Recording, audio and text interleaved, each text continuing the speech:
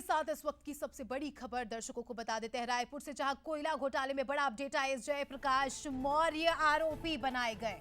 कोयला घोटाले में पूरक चालान पेश। ईडी ने 9 आरोपियों के खिलाफ ये चालान पेश किया।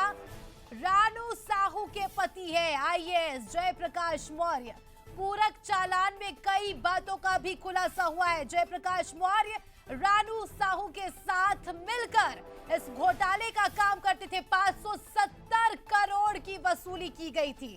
570 करोड़ ये पैसा छत्तीसगढ़ की जनता का था, जिसमें भ्रष्टाचार किया गया, घोटाला किया गया।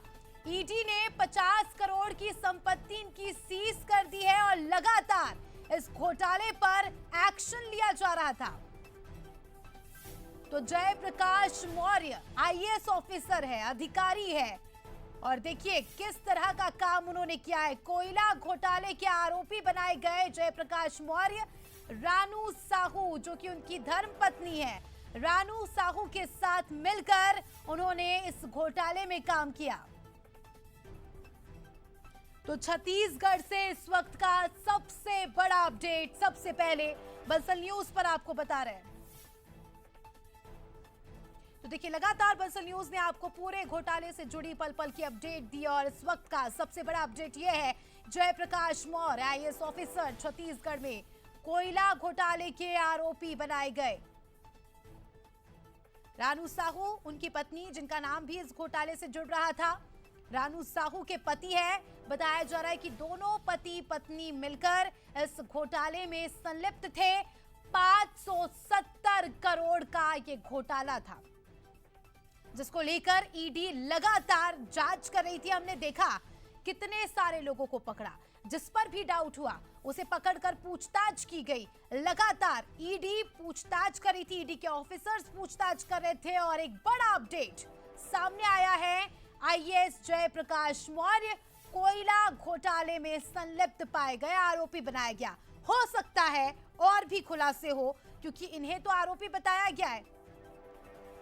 हमारे स्टेट एडिटर आदित्य नामदेव जी इस खबर पर लाइव जुड़ चुके हैं। आदित्य जी, इस वक्त की सबसे बड़ी खबर, आईएएस जयप्रकाश मौर्य आरोपी बनाए गए कोयला घोटाले में।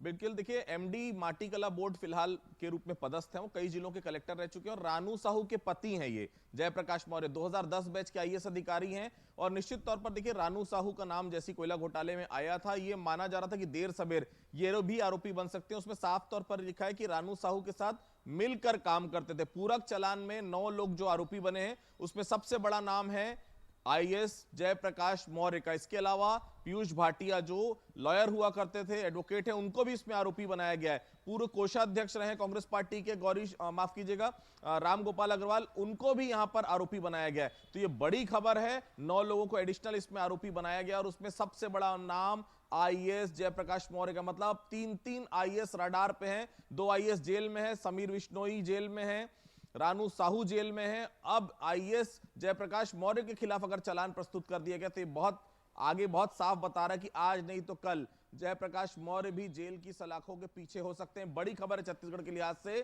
कोयला घोटाले में तीसरे आईएएस के खिलाफ चालान पेश हो चुका है। सर क्या लगता है अब और भी खुलासे हो सकते हैं, और भी नामों पर हम कह सकते हैं कि जो आरोपी बताए गए हैं, और भी आने वाले समय में बड़े बड़े खुलासे हो सकते हैं और बड़े बड़े नाम सामने आ सकते हैं?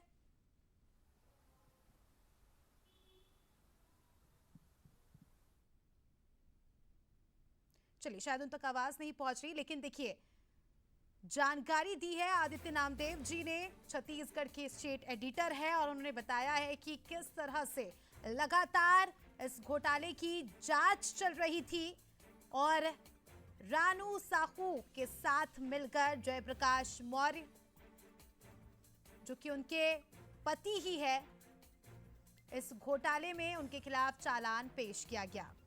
देखिए तस्वीर आपके सामने, यही है आईएएस जयप्रकाश मौर्य और उनके साथ जो महिला आप देख रहे हैं वो उनकी धर्मपत्नी रानू साहू है। रानू साहू के साथ मिलकर ही काम करते थे। 2010 बैच के ऑफिसर हैं, जो जानकारी हमें मिली है।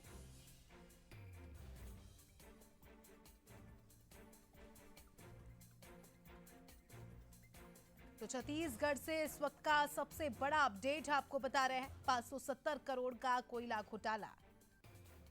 और अभी तो देखिए एक ही नाम आया है, ये करोड़ों का घोटाला है और कई सारे ऐसे नाम हैं जो हैरान कर देने वाले। हालांकि पूछताछ के लिए लगातार बुलाया जा रहा है ईडी को, जिस पर डाउट हो रहा है, जिसका लिंक मिल रहा है, उससे पूछताछ हो रही है।